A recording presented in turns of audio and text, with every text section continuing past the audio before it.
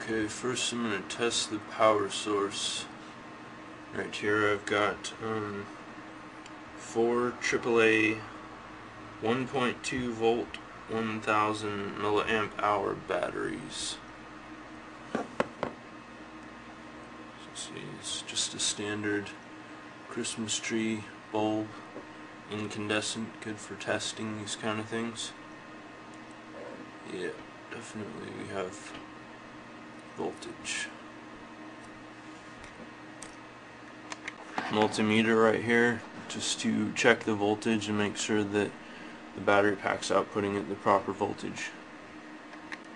Alright, you can see that right there, it's outputting 5.36 volts, so actually that's quite a bit more than it's supposed to be putting out, which is 4.8. But for all intents and purposes, that's not going to cause any problems. Okay, so here's my mini PV panel. I had absolutely no idea the kind of output that this thing is capable of, but for all intents and purposes it doesn't really matter because they're very low output, and it's just going to basically be a trickle charger. Now it's very easy to co-opt one of these. All you have to do is get a USB cable with the appropriate connector on it that you're going to be using, or even any standard mobile phone kind of cheap little cable that would normally connect to your power input. And you just cut the cable.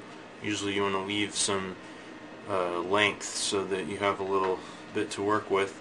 Then strip the wire down, look for the red and the black wire because those are your positive and negative power leads. So that's just what I did here to get this cable. And after you've got everything soldered up nice, you can just use some electrical tape and make it look all nice. Alright, now that the soldering's done, let me just kind of highlight and point out exactly how the circuit's constructed. Alright, this right here, this 9-volt clip is going to go to the battery pack. So you can see the way they're linked in. The solar panel right here will send electricity down here through the diode and down this channel into the battery pack. So that will be trickle charging the battery pack at all times, while the battery pack will not be able to send electricity back into the solar panel because of the diode, which prevents that. But the battery pack will be able to send current through this loop right here, which comes out to the USB cable. So that's basically the essence of the circuit.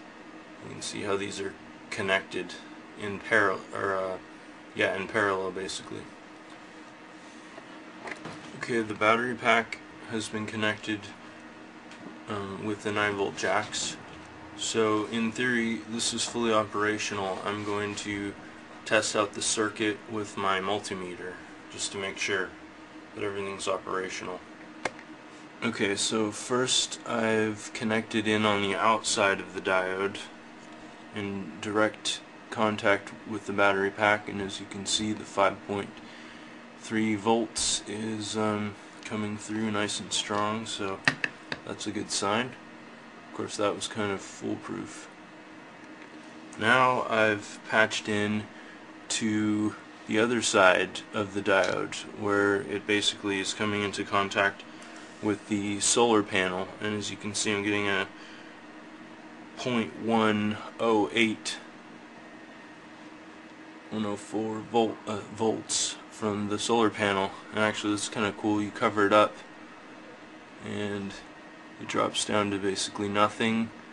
Uncover it, goes up again, so you can see that the solar panel is operational and the diode is placed correctly, so we don't have to worry about any voltage feeding back into the PV panel.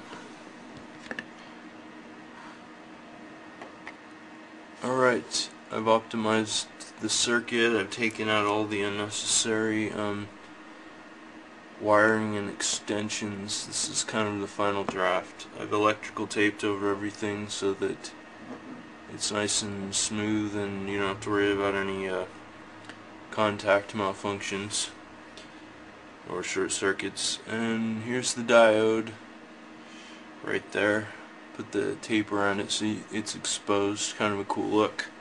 And now for the final test, I'm gonna plug it into my phone, and if everything works right, it will begin charging.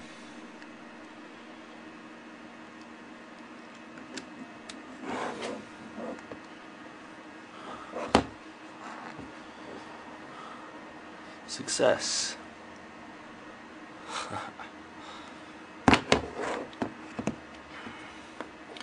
So, now unlike the normal cell phone, mobile phone battery charger, instead of having to recharge these rechargeable batteries here after your charge is expended, all you have to do is leave the solar panel out in the sun. Personally, I'm going to put this on the dashboard of my car and just let it charge up between uses. Thanks for watching.